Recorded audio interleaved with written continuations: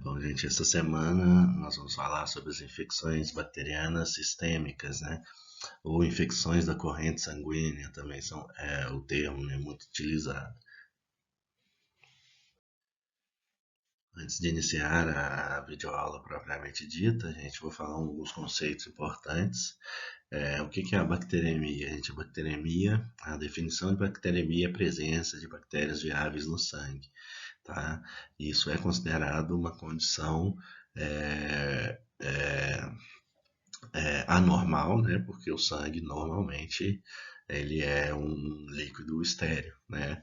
E essa bacteremia, a gente pode ser transitória, tá? Ocorre durante um período curto de tempo, tá? Geralmente após procedimentos médicos, por exemplo, cirurgia para tirada de furúnculos, né, que são mais profundos, procedimentos odontológicos, né, retirada de siso, tudo isso, você está mexendo em sítios ricamente vascularizados, você vai jogar bactéria no sangue, tá? Você vai ter uma bacteremia transitória. Porém, ela ocorre geralmente, tá? Ela tem uma evolução benigna, tá, gente? Essa bacteremia ela acaba se resolvendo, né? A intermitente, gente, ocorre em intervalos variáveis de tempo, tá? Com o mesmo micro-organismo. Aí a gente já tem uma condição isso indica, né, que a gente já tem uma condição de um sítio que está sendo acometido no paciente, tá, gente, e que está liberando de forma intermitente as bactérias no sangue, tá? Por exemplo, lesões que vão causar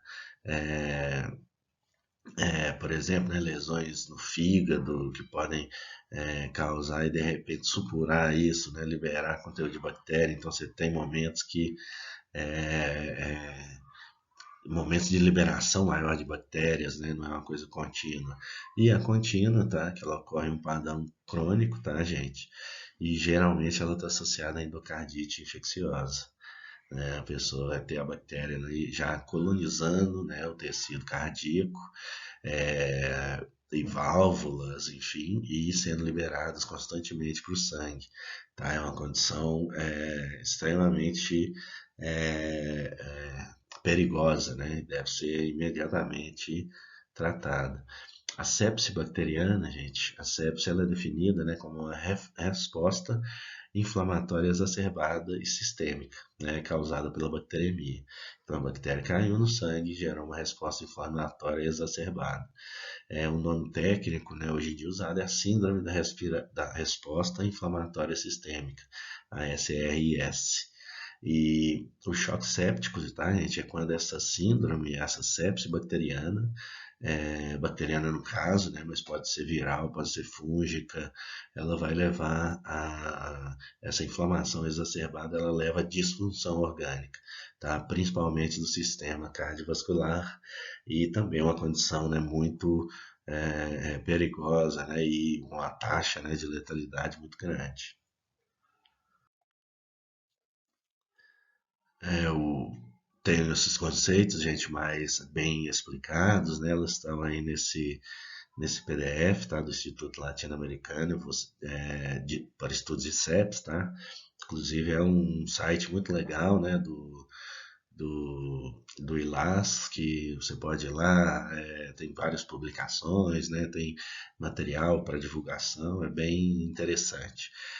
Então, só mostrando aí, né, que as definições elas são um pouquinho mais é, né, complexas, né? Você tem alguns critérios, né? Mas basicamente você tem uma síndrome de resposta inflamatória sistêmica, né? E devido a uma bacteremia, nesse caso, né? Isso vai levar a uma sepse, né?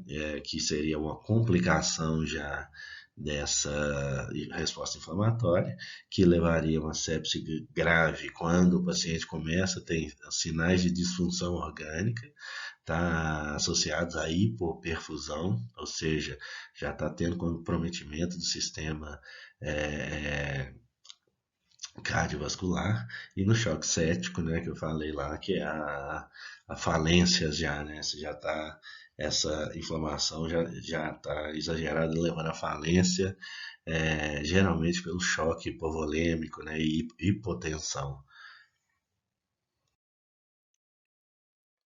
É, a epidemiologia das infecções sistêmicas antibacterianas, elas são predominantemente hospitalares, tá? Adquiridas no hospital. Cerca de um terço, gente, dos leitos de UTI no Brasil, né, na era pré-Covid, era ocupado por pacientes com sepse. Tá? Então, se a gente tirar o Covid, né, que ganhou, obviamente, grande importância, inclusive muitas vezes levando ao colapso, né, do sistema de saúde, mas na era pré-Covid, um terço dos pacientes em UTI são para manejo da sepse.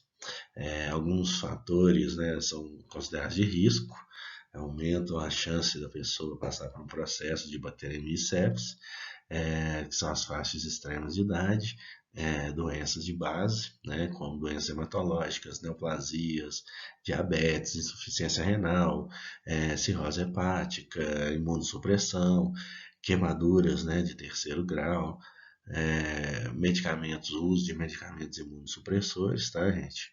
Como, por exemplo, em indivíduos que estão fazendo recém-transplantados, né? Vão tomar esses imunossupressores para evitar a rejeição, né, ao órgão. E alguns procedimentos médicos invasivos, como eu falei, gente, tem capacidade de julgar a bactéria no sangue, como por exemplo catéter endovenoso, né, procedimentos endoscópicos, vão gerar lesão ali em sítios, né, que tem é, é, microbi, microbiota rica, tá? E vão ter o potencial de colocar essa microbiota no sangue, tá? Falando um pouquinho mais sobre a epidemiologia das infecções sistêmicas, gente, a primeira coisa é que as bactérias não causam infecção na corrente sanguínea, tá? Não existe infecção de corrente sanguínea. Porque, gente, o primeiro passo para a patogênese bacteriana é a adesão, como a gente discutiu lá no início do semestre. Então, a bactéria não tem onde aderir no sangue, né? Ela pode aderir no endotélio, né? E causar uma doença endotelial, enfim, mas ela tem que aderir, multiplicar e depois ir para o sangue, tá? Causar as bacteremias.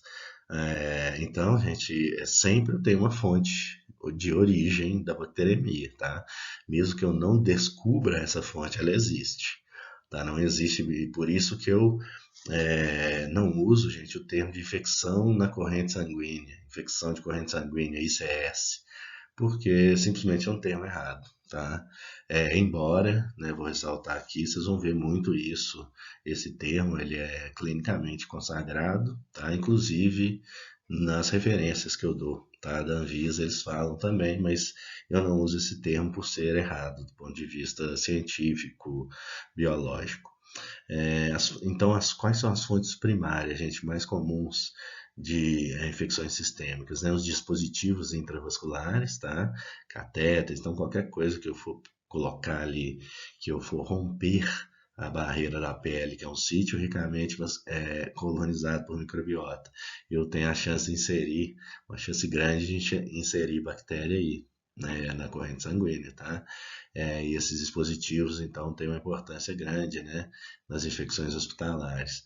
O trato geniturinário, tá, gente? Como a gente discutiu, várias infecções do trato geniturinário têm capacidade de disseminar pelo sangue, tá? A Neisseria gonorreia, a sífilis, enfim.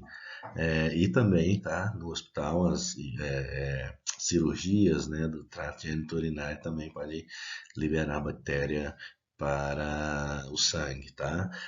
Infecções do trato respiratório, tá? A gente também nesse caso, né? Você tem um sítio que é muito vascularizado e que vai ter ali um contato íntimo, né, de vasos que estão se abrindo para os leucócitos entrarem no tecido para combater uma infecção. Se o leucócito é capaz de entrar, né, gente, nesse buraco, entre aspas, tá, no vaso, obviamente as bactérias que são, né, como a gente discutiu lá, mais ou menos aí, dimensões lineares 10 vezes menor que uma célula, né? Então elas conseguem passar facilmente por sangue, tá? São os três principais, gente. Aí depois vem na sequência infecções, né, do intestino e peritônio, infecções de pele, infecções do trato biliar, abscessos intraabdominais, outros sítios, né, que individualmente não somam, não completam 1%, tá? Dá mais ou menos 8, e você vê aí que tem uma proporção relevante, tá, de sítios desconhecidos. Tá? Lembrando que sempre vai existir um sítio, o que, né, são muitas vezes conhecidos como as febres de origem desconhecida. Né, o indivíduo tem a febre, você vai encontrar o patógeno no sangue, vai identificar, vai tratar, muitas vezes vai ter né, a melhora clínica do paciente, mas você não vai conseguir identificar de onde foi esse sítio primário, tá? É, isso não, né, não atrapalha com que seja feito o tratamento, tá, gente? Mas dificulta um pouco, né? E você perde esse dado epidemiológico também. No Brasil, gente, você tem esses dois grandes estudos, tá, que são citados lá pelo ILAS, né, que é o Instituto Latino-Americano de Estudo da CEPS. É, ele cita dois grandes estudos, tá, gente, foram feitos no Brasil, que é esse de 2006, do Salles e colaboradores. Foram 75 UTIs em todo o Brasil. É, eu não coloquei o número de pacientes, não estou me lembrando agora, mas um estudo grande, né, de abrangência nacional. Eles tiveram, no geral, 40% de bacilos gram-negativos, 30% de cocos gram-positivos e 5% de fungos. Tá?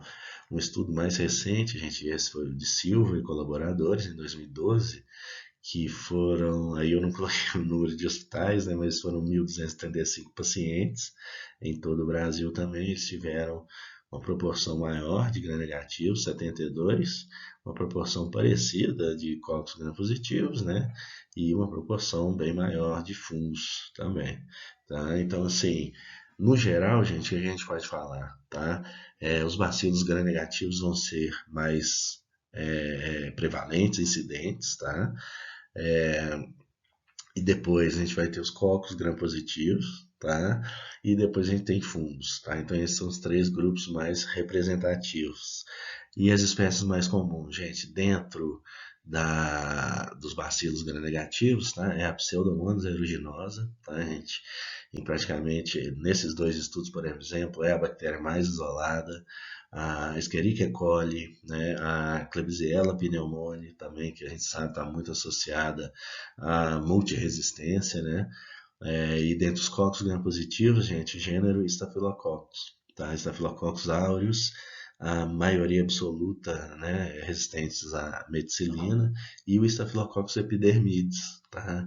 Como eu falei para vocês, gente, no outro slide, a gente tem uma participação importante como sítio primário de dispositivos intravenosos, né? Então, quando você rompe a integridade da pele, você está julgando, né, entre aspas, bactérias da pele dentro do sangue. Quem está na pele, né, em grande número? Os estafilococos. E dentre os fungos, desculpa, a gente principalmente gênero Cândida, o mais comumente encontrado.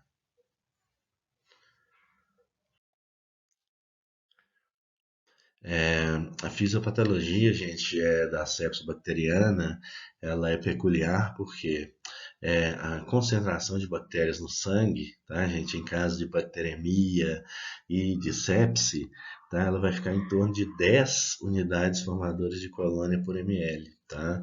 Eu não errei aí não, tá, gente? É 10 unidades formadoras de colônia por ml. Então, geralmente, no sangue do indivíduo, eu vou ter 10 células viáveis por ml de sangue, né? Então, é uma quantidade muito baixa, tá? E em recém-nascidos e lactentes, gente, a quantidade de bactéria pode ser tão pequena como uma UFC por ml, né? O que esses números nos mostram, gente? Primeiro, que, né, não existe a multiplicação, né, no sangue, na corrente sanguínea, né, as bactérias que caem no sangue, elas vão vir, né, de um sítio maior, né, elas estão em concentração maior, tá? Mas por que o número tão baixo de bactérias não pode causar essas manifestações, tá?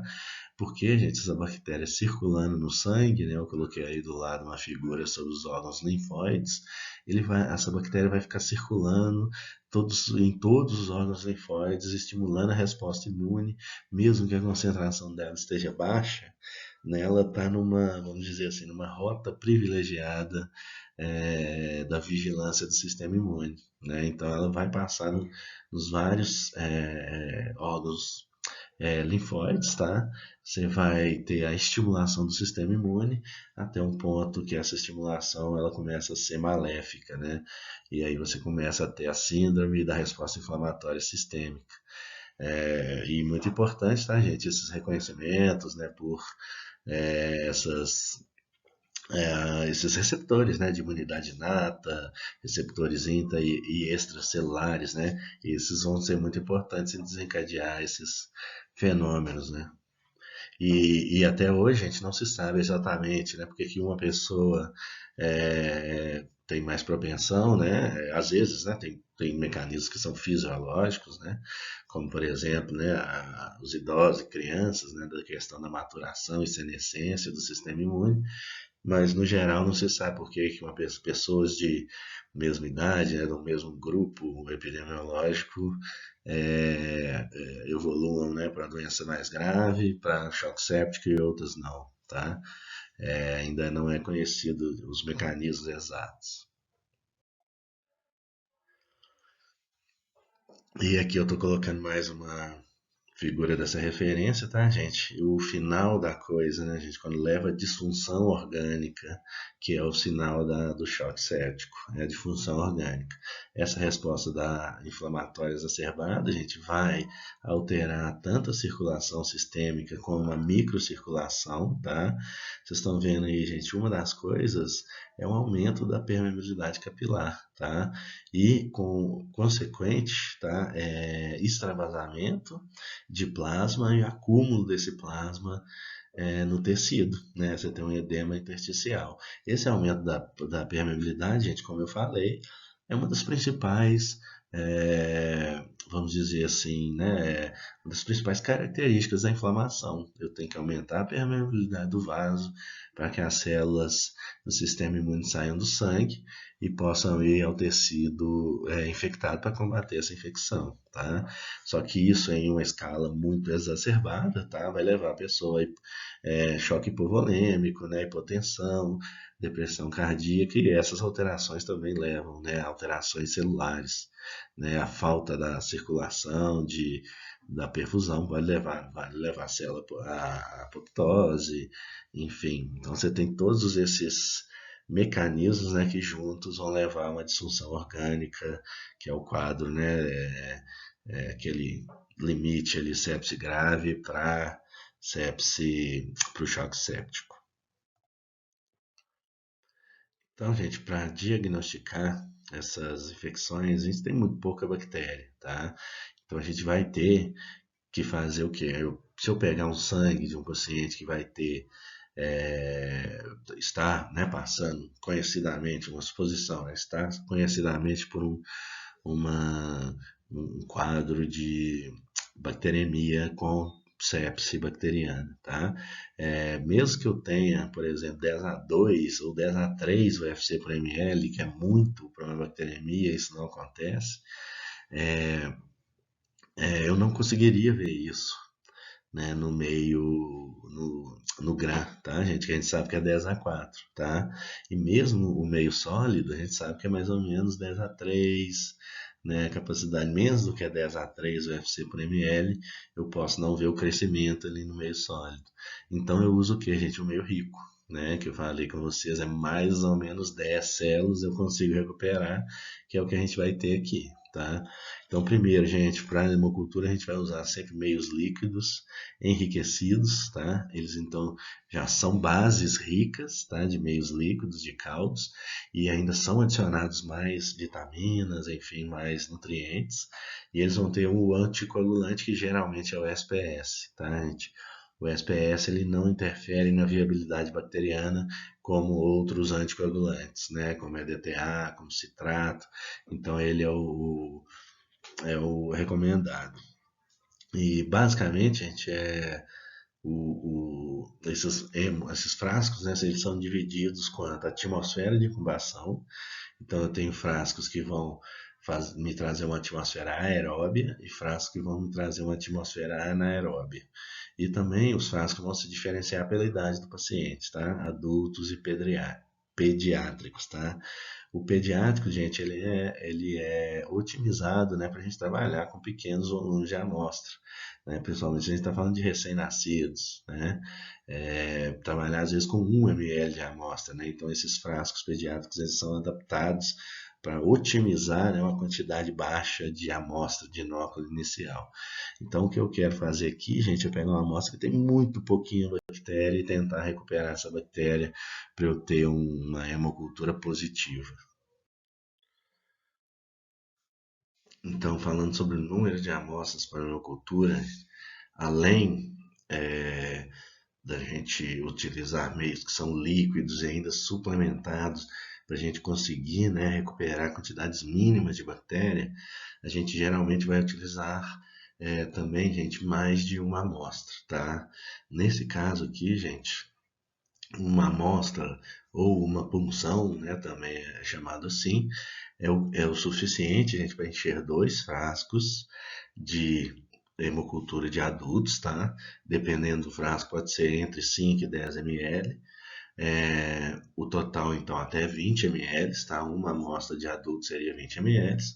E de crianças, gente, suficiente para um frasco, tá? Que geralmente é 5 ml. É, e são indicadas, gente, de 2 a 4 punções ou amostras, tá? Então eu vou fazer entre 2 a 4 coletas, né? Por exemplo, o adulto vai ser, por exemplo, né, o máximo seriam 4 coletas de 20 ml, tá? Para preencher 2 frascos. Na criança seriam 4 coletas de 5 ml, tá? Para preencher um frasco. Utilizando, além dessas meios, né, gente, muito sensíveis, essa metodologia de várias amostras, tá, gente?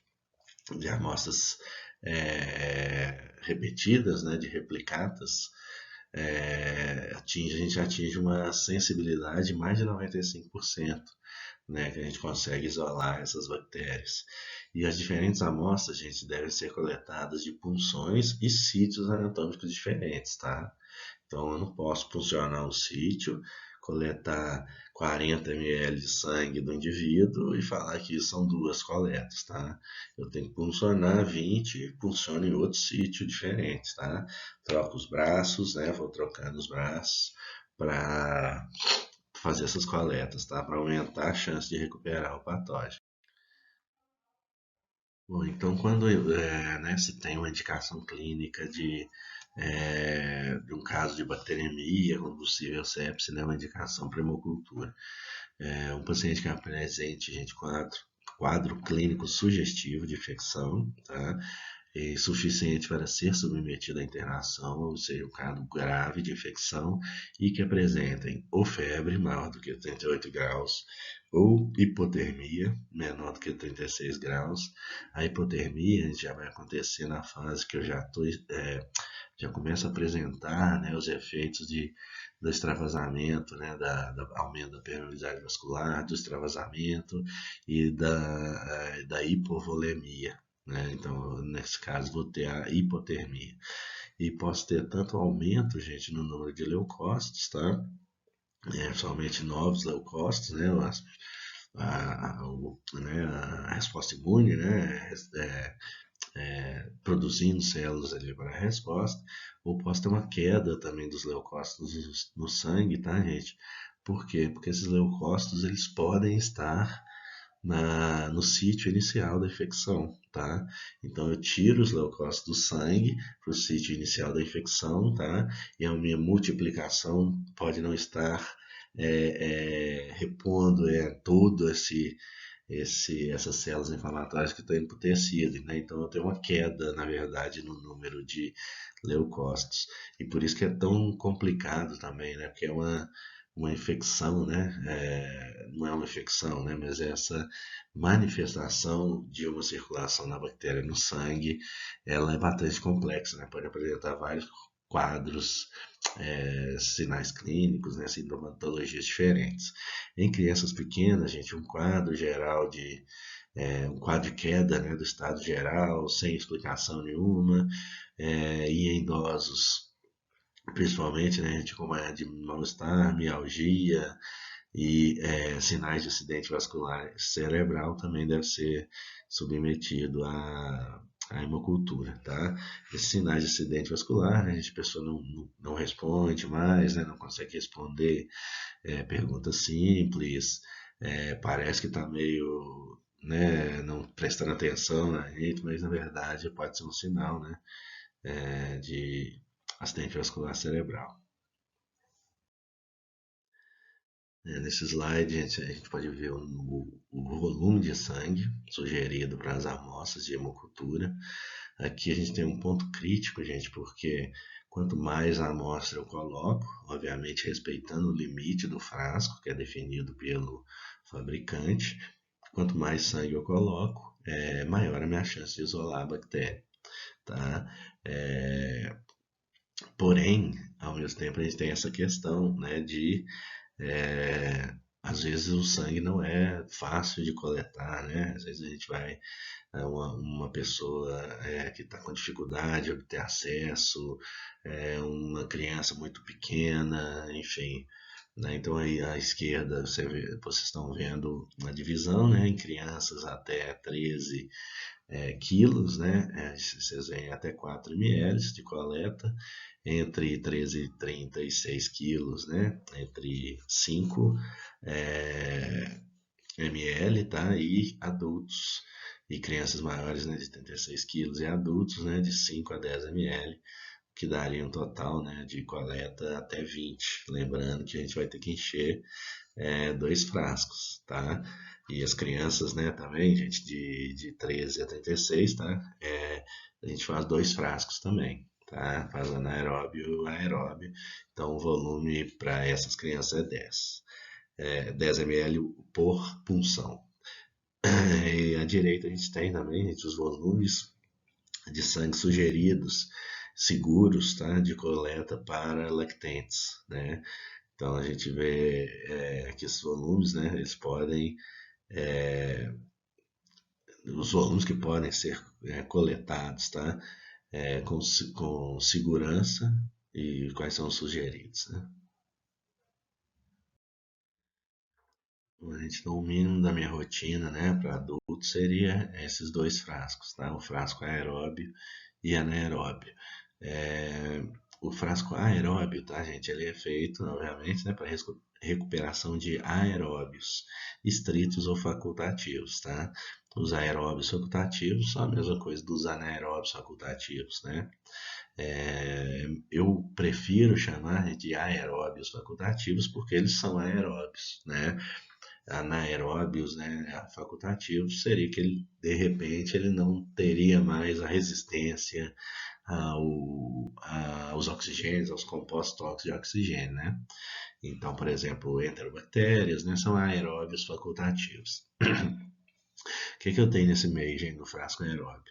Eu tenho primeiro um polímero adsorvente e resinas iônicas, gente, que vão se ligar aos antimicrobianos que possam estar presentes na amostra, né? Se o indivíduo já está fazendo um tratamento com antimicrobiano, então esses polímeros, né, ajudam a adsorvente, vão se ligar nas porções hidrofóbicas dos anticorpos, dos antimicrobianos, e as resinas iônicas vão se ligar a antimicrobianos que têm carga. Ele vai ter um meio líquido, como eu falei, já é um meio líquido que vai ter peptona, extrato de levedura, BHI, né? Ou seja, o BHI, infusão cérebro-coração, já é um meio rico. Eu ainda adiciono peptona, adiciono extrato de levedura, adiciono vitamina B6, adiciono o fator 10, tem o anticoagulante, que é o SPS, né, aquele que não inibe, não influencia no crescimento bacteriano, e eu faço uma atmosfera especial ali, gente, que é diferente da atmosfera normal, né, da nossa atmosfera, é uma mistura principalmente de CO2 e O2, tá, de oxigênio e gás carbônico ali dentro, para ajudar também na recuperação dos aeróbios facultativos. Já no frasco anaeróbio, gente, eu vou ter Ele é desenvolvido para recuperação de micro-organismos anaeróbios, tá? E eu vou ter então também o polímero adsorvente e resinas iônicas. Eu vou ter o meio que vai ser basicamente o mesmo meio, gente, do anterior, do frasco aeróbio, com exceção que eu tenho tioglicolato de sódio, tá? O tioglicolato a gente já discutiu um pouco, né? O caldo do tioglicolato. O tioglicolato de sódio ele vai fazer com que a solução, né, do meio, o caldo, fique mais viscoso. Então eu consigo criar um gradiente de oxigênio só por essa viscosidade, essa dificuldade que o oxigênio tem em difundir pelo meio, né? É o mesmo meio, o meio que é chamado de tioglicolato, né? Contém tioglicolato de sódio, né? Que a gente discutiu, por exemplo, na aula do sistema nervoso, tá? E a atmosfera do meio anaeróbio, do frasco anaeróbio, tá, gente? É só CO2 mais nitrogênio, tá? Então eu ponho uma mistura sem oxigênio, ponho o tioglicolato que me ajuda ainda a reduzir essa disseminação possível, né, do oxigênio que tiver ali, e ainda ponho uma atmosfera sem oxigênio. Então eu é, né, favoreço a recuperação dos meus micro-organismos anaeróbios. Bom, então já falamos sobre os frascos, né, usados na hemocultura. É, vamos falar agora, discutir um pouco dos métodos, né, de hemocultura. O mais clássico de todos é a hemocultura manual, tá? Em que eu vou, gente, eu tenho os frascos que eu vou, como vocês estão vendo, com meio líquido, tá? Ou então, gente, eu tenho também esses meios que são chamados de bifásico, que vocês estão vendo mais à esquerda, acima, tá? Então esse meio ele tem o agar ali em pezinho, né? Que vocês estão vendo, e o caldo embaixo, tá? Então eu tenho um cultivo tanto no meio sólido como no meio líquido, né? Eu ponho o sangue ali, né? Homogeneizo o frasco para o sangue passar em cima dessa parte sólida e o sangue vai ficar no caldo também. E aí eu faço a incubação desse meio, tá? Seja o meio o só caldo ou bifásico, gente, eu vou incubar a 35 graus. Agito gentilmente toda vez que eu for inspecionar e eu tenho que inspecionar diariamente pelos sinais de crescimento. Como por exemplo aí embaixo, ó, vocês estão vendo? O caldo está turvo, né? Você tem uma certa precipitação ali embaixo que de hemácias, né? Principalmente, mas a gente tem também hemácias ainda em suspensão, a gente vê que o meio está turvo, né? Do crescimento bacteriano, turvo ou caldo. E sempre que eu for inspecionar, então, olho se tem. Se não tem, eu vou agitar gentilmente e volto para a incubação, tá? É indicado, gente, na hemocultura manual, realizar o repique cego em 16 a 18 horas. O que que é isso? Eu faço o meu inóculo, tá? Deixo incubando de 16 a 18 horas, né? O famoso overnight. E após essa incubação, eu vou pegar um pouco dessa amostra, tá? Dessa primeira hemocultura e vou usar como amostra para a segunda hemocultura. Vou colocar em outro caldo. Por que é um repique cego, gente? Porque geralmente nesse tempo eu não tive crescimento ainda que eu possa ver. Tá? Então eu vou pegar um caldo que está límpido, mas que teoricamente, se for positivo, já tem um enriquecimento inicial de bactérias. E aí eu mantenho os dois incubados, tá? Tanto meu repique cego como minha amostra original, incubo por 7 dias no total. 7 dias não teve o sinal de crescimento, nenhum sinal de crescimento, é uma hemocultura negativa. E outros sinais além da turvação, tá, gente, que podem indicar crescimento. Em ar, vocês estão vendo aí, né, a formação de uma nata em cima, uma película em cima do caldo, tá, gente? Crescimento de bactéria aeróbia estrita, tá? Um Acinetobacter, uma Pseudomonas, tá?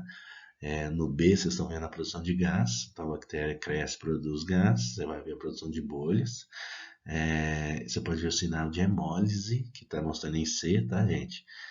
São dois caldos positivos, tá, gente? Num caldo eu tenho a turvação e ela está um pouco mais forte por causa das hemácias que estão em suspensão ainda, tá? Ainda mais que eu sempre vou agitando, né, homogeneizando, mas se a bactéria for hemolítica, ela começa a elisar essas hemácias, né, as toxinas produzidas pela bactéria, e eu vou dar uma limpada no caldo, tá? Embora eu consiga ainda ver, aqui não está muito bom, mas consiga ver a turbação ainda bacteriana. E no D, né, gente, pode ocorrer esses crescimentos, né, esses grumozinhos, como se fosse uma colônia mesmo, nesse fundo, né, que vão sedimentando as hemácias ali, tá? Ele pode crescer, mas esse crescimento geralmente eu não, eu é mais difícil, né? Porque sempre eu vou estar na manual, né? Eu vou estar sempre agitando, homogeneizando a minha cultura diariamente. E a gente tem um sistema também que ele é chamado de hemocultura semi-automatizada. Ele funciona, a gente vai ter um caldo, que vocês estão vendo acima à esquerda, né? Esse caldo escuro é um caldo de hemocultura com indicador de pH. Aqui vai mudar para o amarelo, vermelho, se o pH começar a descer, né? Começar a cair. E ele tem um sistema que é uma laminocultura, um laminocultivo similar ao que a gente viu lá na urina, tá? Do laminocultivo. E aí a gente tem de um lado do meio, né? Vocês estão vendo embaixo aí, vocês estão vendo são dois potinhos, né? Mas o potinho de um lado tem um e do lado tem outro. O meio único do lado tem a água chocolate e do outro lado tem a água maconca e saborro, que é meio para fungos filamentosos, né? Principalmente. E fazer a inoculação no caldo, né? Então eu inoculo o caldo, vocês estão vendo, gente, pelo esse buraquinho à esquerda, né? Com a injeção ali, ou outro sistema. E esse caldo, esse sangue também vai cair primeiramente no caldo, tá? Aí eu vou homogeneizar, gente, e vou inverter esse sistema, tá? Então o sangue que está no caldo, ele vai passar na câmerazinha, né, no tubinho que está o laminocultivo e vai banhar todos os meios com sangue, né? Uma mistura de sangue e caldo ali, enfim. E eu vou incubar, então, de 6 a 8 horas, a 35 graus, e após essa incubação eu vou inverter novamente o sistema, tá? Faço de novo nessa inversão, então o caldo vai homogeneizar e vai passar de novo nos meios sólidos. E incubo por até 5 dias a 35 graus, tá, gente? Verificar o crescimento 2 vezes ao dia é o mais indicado. Depois de 5 dias, se eu não visualizar nenhum crescimento, nesse caso, lembrando, o meio, né, o caldo, ele vai virar, ele vira, né, a cor do pH. Então o crescimento não é mais somente na turbidez, na hemólise. Então eu tenho uma sensibilidade maior, tá, gente? Um número menor de bactérias eu já consigo pegar. E também eu tenho um sistema acoplado é, a ele, né, que eu posso já isolar até as colônias, tá? Então, o incubo, se em 5 dias não tiver nenhum resultado, é uma hemocultura negativa, tá? Então, eu ganho até em tempo. Lembrando a manual, que é ainda, gente, mais feita é, né, ao redor do Brasil, tá? Porque essas hemoculturas mais automatizadas tendem a ser mais caras, né? O manual são 7 dias para soltar um negativo. Aqui são com 5 dias eu solto um negativo. Né? Então eu ganho tempo e ganho sensibilidade com o indicador de pH. E a hemocultura automatizada, tá, gente? Também chamada de sistema de monitoração contínua, tá? Eu vou fazer a inoculação do meu frasquinho, tá, gente? E após a inoculação do meu frasco de hemocultura, o processo é automatizado, tá? O crescimento ele é avaliado, como vocês estão vendo aí, gente, já por mudanças, tá? Eles são detectores que vão ser sensíveis à mudança de pH e na concentração de CO2, que vão ser indicadores, né, do crescimento bacteriano. E só que a detecção aqui, gente, não é nem mais visual e não é visual também, mas por mudança de cor de pH. A leitura aqui já é uma leitura por um leitor de fótons, né? Um aparelho que vai ler a luz emitida por esses marcadores que estão no meio. Então eu tenho resultados, gente, que são analisados em tempo real, tá? Então eu tenho o sistema, por isso ele é chamado de monitoração contínua. Eu tenho o sistema que vai monitorar a quantidade de fluorescência ali no tempo, né? No tempo real. Ele é mais sensível, porque vai se basear em detector de fótons, né, gente? Muito sensível, muito mais sensível que o olho humano para detectar tanto o crescimento ou a mudança do pH do meio. Você ganha em rapidez no resultado, tá? Embora a gente faça a incubação ainda em 5 dias para soltar um negativo, tá, gente? A maioria das amostras, né, sabidamente positivas, elas vão apontar, né, positividade lá em 48 horas. Além disso, né, eu tenho como vantagem possibilidade de criação de um banco de dados de amostras de forma mais eficiente. Então vocês estão vendo ali acima, eu coleto, já ponho um leitor ali, já, né, leio, faço a leitura do código de barra, isso já vai para o meu sistema, com o dia que foi incubado, né, os outros dados que eu posso inserir também, tá? Inclusive esses dados que vão ser gerados. A hemocultura positivou em 48 horas. Eu posso colocar os dados da identidade da bactéria depois. Então eu crio bancos de dados com mais facilidade. Tá? A desvantagem, tá, gente, é o preço. Porque é o preço tanto do aparelho, tá, gente, como do insumo, porque os automatizados eles vão usar os frascos de hemocultura que são da marca deles, tá?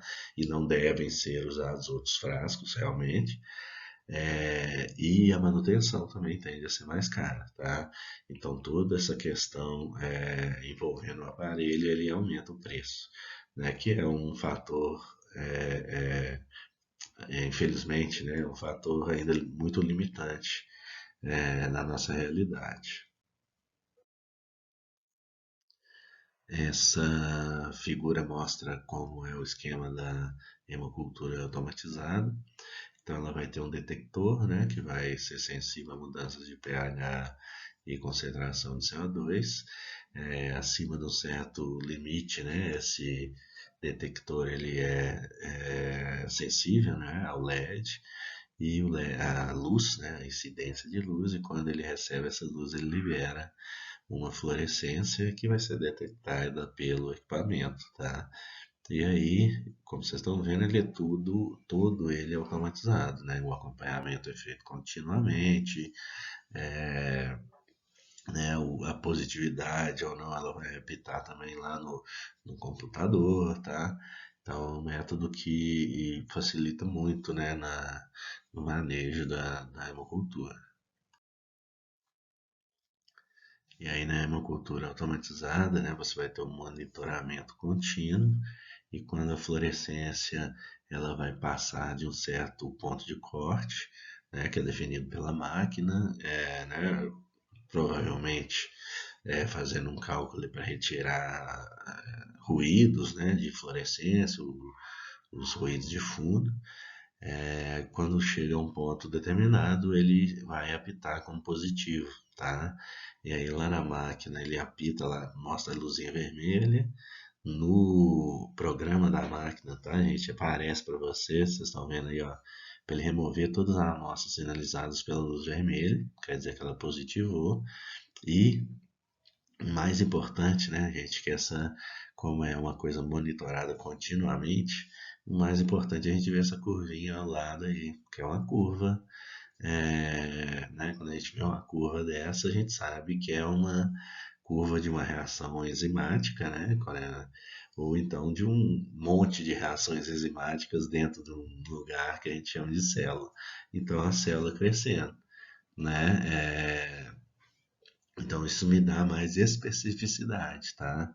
Porque os outros sinais, tá, gente, como eu não acompanho, eu acompanho virada, mesmo que seja virada do pH da semi-automatizada, né? Eu vou acompanhando em períodos determinados, né? Eu não acompanho continuamente. Então eu não tenho como falar, eu não quantifico também, né? A máquina tem como quantificar. Então eu tenho a certeza de que esse sinal não é um sinal inespecífico, né? Com essa curva bonitinha, certinha de curva de crescimento. né? Então essa também tem essas vantagens, tá?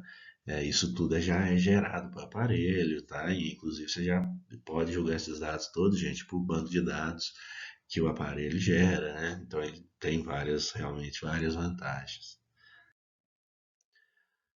Como a gente viu, gente, a principal causa que gera, né, o sítio inicial que vai gerar bacteremia barra sepse, quando identificado, né, a gente viu lá no início que era a utilização de dispositivos intravenosos. E o catéter, né, ele é um dos principais dispositivos. E vocês estão vendo a figura ao lado ali, ele pode ser contaminado, tá, gente? Tanto pela microbiota do paciente como pelo do profissional de saúde, tá? Do profissional de saúde que vai fazer a inserção, do profissional de saúde que vai fazer a manutenção, tá? E essa contaminação, ela, em modo geral, ela pode ser de dois tipos, tá? De intraluminal, quando ela vai ocorrer por dentro, né, do catéter, e isso vai gerar liberação de bactérias para o sangue, né, ou extraluminal, que vai ocorrer por fora do catéter, tá, e pode também gerar contaminação para o sangue, se o extraluminal ocorrer na parte que está lá dentro, pode gerar também é, lesões, né, infecções no local de inserção do catéter, você perder aquele local, e essas bactérias podem cair no sangue também, tá? Então uma forma, é uma das principais, né, formas de bacteremia.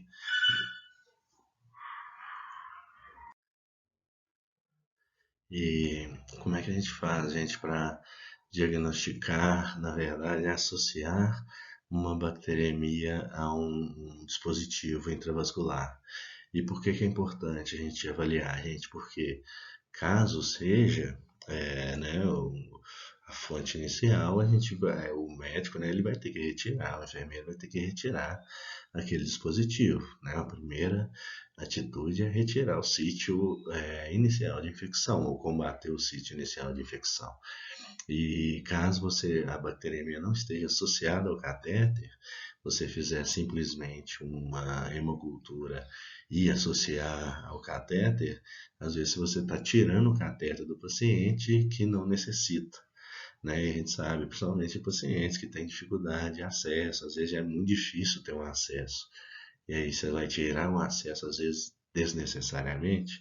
Então isso é muito importante, a gente tentar associar o catéter à bacteremia. E aí a gente tem essa técnica de MAC, que é uma técnica, gente, semi-quantitativa, né? Que com o auxílio de tesoura, uma tesoura estéreo, né? Vai ser retirado do paciente o dispositivo, os 5 centímetros distais, né? Que estavam dentro do indivíduo, vão ser cortados com tesoura estéreo, colocado num frasco estéreo seco e enviado ao laboratório, tá? No laboratório, gente, enviado imediatamente ao laboratório. No laboratório, com o auxílio de uma pinça estéreo, eu vou pegar essa porçãozinha e vou rolar esse catéter sobre o agar-sangue umas 4 ou 5 vezes, tá? Vocês estão vendo aí, inclusive, na figura, né? Ele fez até, foi rolando e foi indo pro lado, né? Para ocupar a parte toda da placa. E aí eu vou incubar isso a 35 graus 18 a 24 horas, de preferência em capinofilia, tá? Para né, otimizar o crescimento e isolamento de possíveis estreptococcus que podem estar envolvidos. E aí, depois desse tempo, eu vou contar as colônias. Mais de 15 UFC na placa, tá, gente? Quantidade total de UFCs na placa. Se eu tiver mais do que 15, significa que o cateter está colonizado e associado ao resultado positivo da hemocultura com a mesma bactéria, ele fecha, né, o diagnóstico de uma infecção, bacteremia associada ao uso de catéter, que é importante, inclusive, tá, gente, para o controle de infecções hospitalares, né, condições de controle de infecção hospitalar. E aí as hemoculturas que forem positivas, gente, elas devem ser submetidas à coloração de Gram ou outra coloração que o microbiologista, né, julgar necessário. Por exemplo, um Zilnielsen, tá? E elas devem ser semeadas, né, no meio sólido, tá? De preferência o água chocolate, que é o que vai permitir o crescimento de maior número de bactérias clinicamente relevantes. E é importantíssimo, tá, gente, que as hemoculturas, esses laudos de Gram, tá, gente, eles devem ser dados imediatamente. Então, logo que eu vi um Gram, né, eu já vou citar, falar, observação da cultura positiva, tive cocos gram-positivos organizados em aglomerados ou aos pares, eu tive bacilos gram-negativos. é, então eu vou fazer o primeiro laudo, ele é muito importante, que é esse do gram, tá? Porque a gente está trabalhando, gente, com uma manifestação clínica que pode desenvolver muito rápido. Então, o paciente pode ter uma piora do quadro de um dia para o outro, né? Então, essas respostas, esses laudos parciais são muito importantes. E aí, gente, eu vou pegar então a hemocultura positiva, vou fazer um gram e vou semear no agar sangue, no agar chocolate, para identificar a minha bactéria, tá? É, e se eu tiver, no caso, os sistemas bifásicos ou trifásicos, ou seja, que eu tenho meios sólidos e líquidos, eu já posso pegar essas colônias isoladas, gente, e começar a usar para identificação, tá? Lembrando que também essas colônias desses meios devem ser testadas pelo Gram para a gente ver a pureza, inclusive, né, dessas culturas. É... Ah, Bruno, mas você não falou que o ideal era pegar uma colônia isolada de um morfotipo que a gente suspeita da colônia do plantio primário e fazer um repique, né, no meio não seletivo e depois ter muito material para trabalhar? Sim, tá, gente? Mas nesse caso aqui a gente abre essa exceção pela rapidez que a gente pode dar um diagnóstico, tá?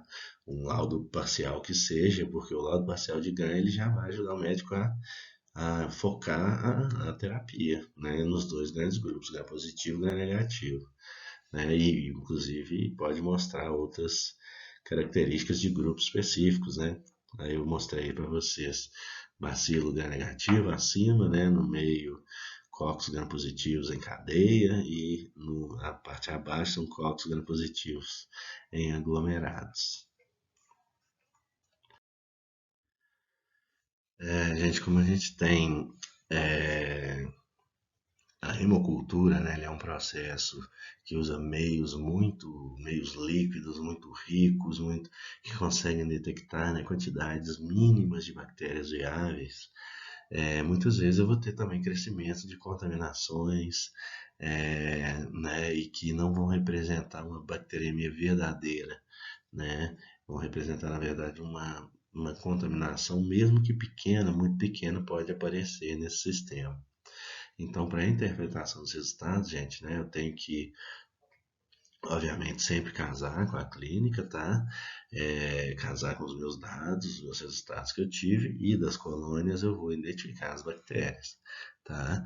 E aí eu vou identificar a bactéria e após a identificação da bactéria, a gente tem três classes, né, de micro-organismos. Os micro-organismos que têm um alto valor preditivo positivo, ou seja, a presença deles em uma hemocultura é muito sugestivo de uma bacteremia barra sepse verdadeira, tá? Verdadeira eu digo assim, né? Essa bactéria está sendo responsável, né, pelo quadro clínico.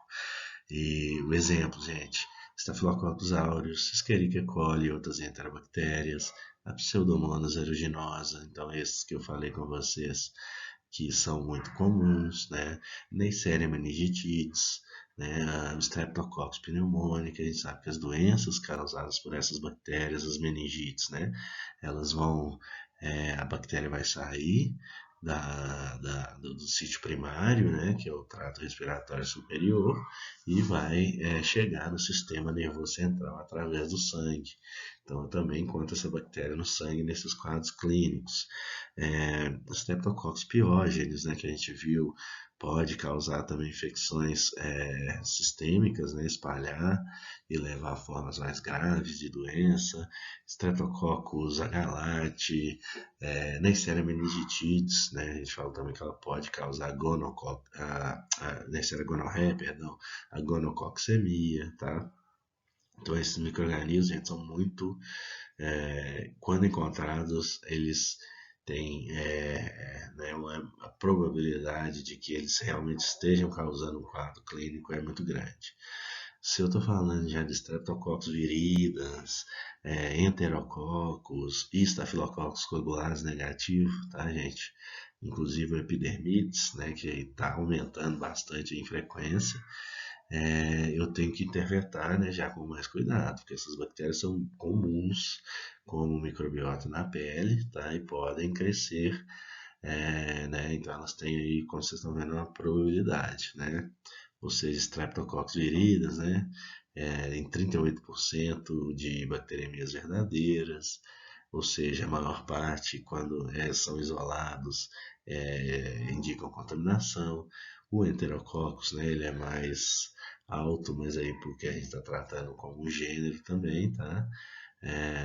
Então 78% são verdadeiras, ou seja, né, cerca de 22% de encontros do Enterococcus são na verdade contaminação. E os Staphylococcus coagulares negativos, né, gente, 15%. Ou seja, 85%, né, dos encontros de Staphylococcus coagulares negativos geralmente são, geralmente não, né, segundo essa estimativa, 85 são contaminações e não tem contribuição real para o quadro clínico, tá? E alguns micro-organismos, gente, a chance de associar uma contaminação é muito baixa. E eles são geralmente associados à contaminação por microbiota da pele, tá, gente? Como os corinibactérios, que são aqueles bacilos gram-positivos, né, em forma de taco, os micrococos, tá, que são cocos gram-positivos em tétrades, tá, membros do gênero bacilo, que são contaminações comuns do ar, inclusive, né, do ambiente, propionibactério, tá? Então, o encontro dessas bactérias em uma hemocultura dificilmente vai indicar realmente uma infecção, tá? Mas obviamente sempre vai depender sempre da análise do microbiologista com todos os dados clínicos e laboratoriais que ele tem. Bom, então era isso, gente. Essa é a nossa última aula, né, do semestre. Obviamente, né, vamos estar em contato aí até o final, lançamento das notas. Mas já gostaria antecipadamente de agradecer a vocês pela paciência e audiência. Muito obrigado.